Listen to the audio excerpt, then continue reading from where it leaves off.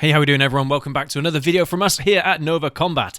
So we do a lot of sparring. We enjoy sparring, and sparring arguably is one of the most important aspects of martial arts training, in my opinion. And we do a lot of it. Every single week, I encourage all my students to do as much sparring as possible because it's about applying all of that technical knowledge that you have into the real deal, the real thing. So it helps with not just the sport aspects of martial arts, but also when it comes to self-defense, when it comes to learning how the shock feels of getting hit. Because trust me, when you get hit the first time, it will knock you for six. You won't know what to do. You'll be in complete panic. And it's all about conditioning yourself to understand how that experience feels and using that feeling to your advantage, or at least being able to control the level of panic that you have and keep that level of composure and discipline. So sparring for me is a very important part of training in any martial art. If you don't practice sparring, I'd heavily recommend that you do. If at your gym, if at your establishment, your club, your school doesn't practice sparring, ask your sensei, ask your instructor why that is the case. Because, I don't know, they might give you an interesting answer, I'm not sure. But in today's video, we're going to discuss heavy sparring, heavy contact sparring, and why it's really dumb. You see professional athletes, and even at the amateur level, you see them doing heavy contact sparring, and I think in that circumstance, in that scenario, I think it makes a lot more sense. But when it comes to hobbyists practicing martial arts, people like myself, people like my students, we know we're never going to become elite athletes in combat sports, and that's not really what we're about. We're more for health and well-being, and of course for fitness reasons as well. But heavy contact sparring, you see it in smaller clubs as well, clubs that are very similar to ours in terms of what our students are trying to get out of the training. And so it does really beg the question, why they do it. The thing is, our attitude towards training is all about enjoying yourself. If students aren't enjoying themselves, they're not learning. They're not motivated to learn as much or to practice as much if they're not enjoying the training that they're doing. And when you're lumping the shit out of each other in sparring, it becomes very difficult to enjoy, especially when you've got newer people. It just puts people off. And even though I've done a little bit of heavy sparring back in the day, honestly, the damage that it causes, not just to your brain, which is probably the most obvious thing, but it also does damage to the rest of your body as well. You can suffer injuries from doing heavy sparring. And so it's all a little bit pointless. And the thing is as well, is you can learn almost just as much from light sparring or medium contact sparring as you can with heavy sparring. I think the only difference really is knowing what it feels like to throw a heavy punch towards an opponent, and that is a skill in its own right. I will say that that is one of the skills that is lacking when it comes to light sparring, is knowing how to throw a heavy punch, a hard punch, when you've got a moving opponent, when you've got an opponent that is trying to throw just as heavy as you are. That is an experience and a skill in its own right. But for the most part, if you are talking about self-defense, or if you're talking about, I don't know, local tournaments, things like that, the light contact stuff is plenty good enough, and it limits the amount of damage that you take. So you're able to continue training more, you're able to train better, you're able to train harder, you're not going to sustain injuries anywhere near as often, and it just becomes a lot more enjoyable for the practitioners that are doing the sparring. Now, when it comes to sparring, a lot of it comes down to speed and footwork and balance. Those are the things that you've got to master. If you're fighting anyone, if you can master just 2 or 3 of those things, then you're going to be a pretty good fighter. You're going to be a pretty all-round fighter, and you're going to be able to hold your own against the vast majority of opponents. But of course, that doesn't mean that you're going to be able to spar at the elite level. I mean, when you get to that point, these guys are crazy quick. I mean, you look at athletes like Anthony Joshua or Tyson Fury. When you watch them fighting in a boxing ring, these guys are huge. These are 200+ pound heavyweights. These are heavy guys. And they're able to move around like middleweights, it looks like. Sometimes even lightweights. It's crazy how quickly a lot of these elite athletes are able to move, considering the amount of weight that they carry. But yeah, as I mentioned, footwork, balance, speed. Those are the main aspects that you should be practicing whenever you're doing any kind of sparring whatsoever, no matter what kind of contact level you're at. If it's heavy or light, it doesn't matter. Those are the three foundations of combat sports and fighting that everyone should be trying to get as good at as possible. Of course, within those aspects, you also have things like keeping your head off the center line, trying to keep your body moving, make sure you're not a static target, things like that. I mean, all these things I'm describing, you can all practice perfectly well just doing light contact sparring, just continuous light contact sparring. And honestly, you're going to reap the benefits of it. Even some of my students who've been practicing traditional martial arts for a long time, and they really struggle getting into sparring, honestly, their development, it has come on leaps and bounds, and they only do light contact sparring. I don't really condone heavy contact sparring at my gym just because I don't want people hurting themselves. There really isn't any point. If we're doing it as a hobby, if we're doing it for a bit of fun, what is the point in hurting yourself trying to do it? I understand more, if you are trying to become a professional athlete of some kind in some capacity, then I understand that you might want to get a little bit of that experience in. But honestly, for the vast majority of martial arts practitioners, you can do things like light contact sparring, being perfectly safe, being perfectly practical, and still learning everything that you need to learn about fighting from it.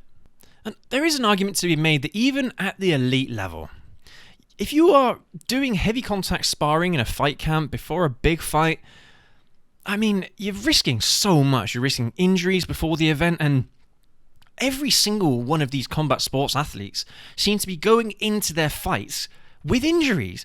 It's kind of crazy how many of them in post-fight interviews and things like that, they all turn around and say, "Oh, I had this issue, I had that issue." It's all from heavy contact sparring. I find it so ironic how a few days after recording the narration for this video, Tyson Fury is now dropping out against Oleksandr Usyk in a couple of weeks' time, all because of a cut he got in sparring over his eyebrow. I mean, you can't make this stuff up. I can't believe that this has happened, and I just, honestly, it's really wound me up. And if you're a Tyson Fury fan, I feel really sorry for you guys. Now, I'm by no means a Tyson Fury fan. I'm actually more in the AJ camp when it comes to British heavyweight boxing. But I still really wanted to see this fight. I mean, we're seeing potentially two of the greats in boxing going at it head to head. It just leaves a real sour taste in your mouth. I'm not going to get into any kind of conspiracy theories, but you could argue that this was deliberate so Tyson Fury could get out of the fight.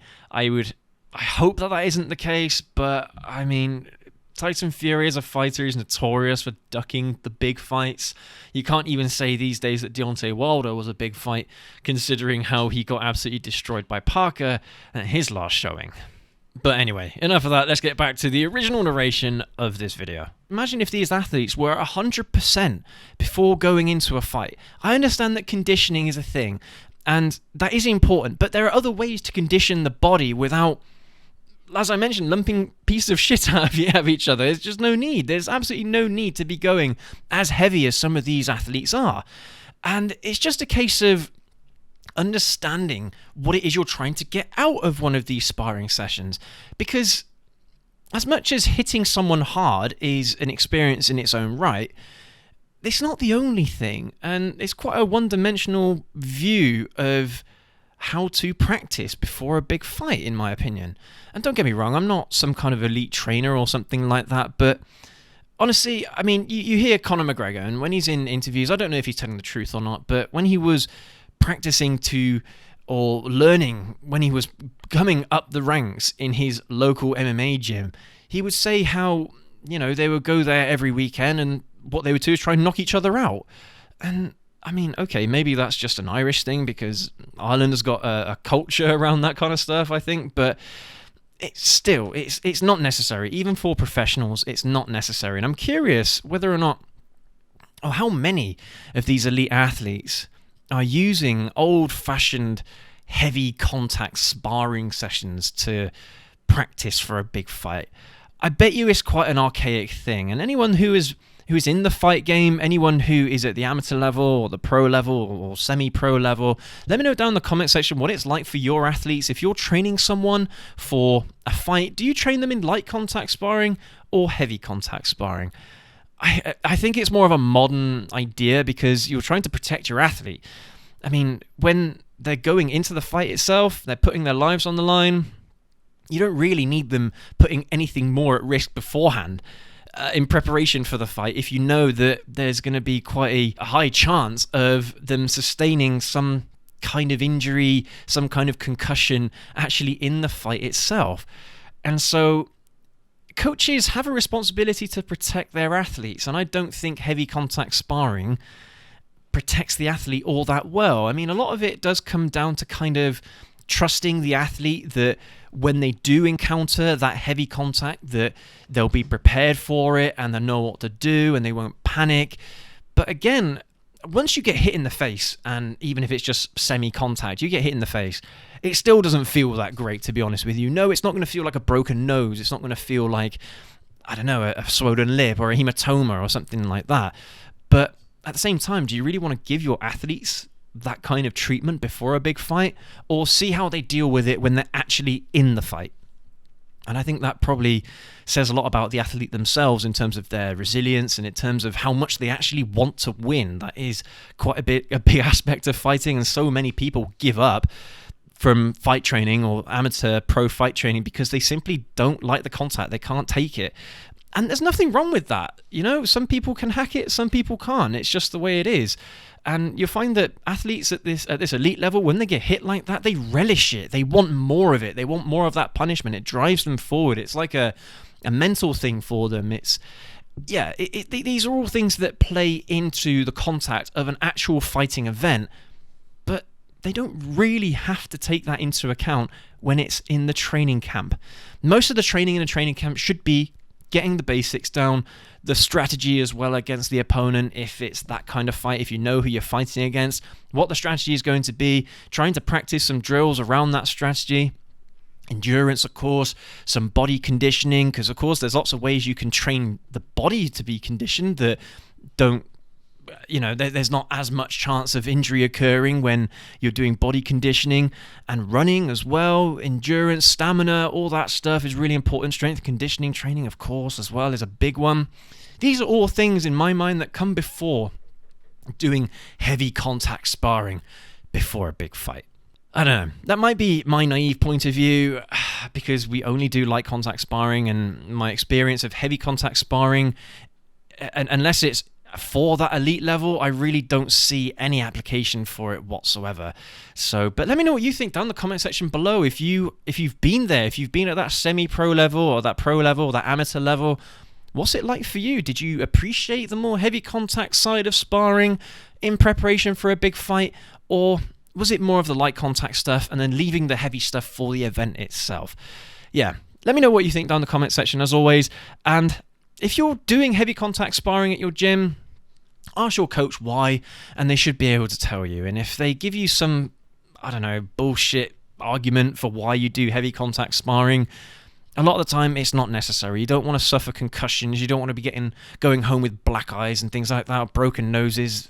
There's no benefit in that. There's no benefit in getting injured. You ask any athlete in any sport, they want to be as healthy and as fit as possible, as much as possible for as long as possible throughout their entire career. The more they get injured, the more it shortens their career. Simple as that. So if elite athletes have that kind of attitude in other sports, well, it should probably be the case in boxing and kickboxing and other combat sports as well.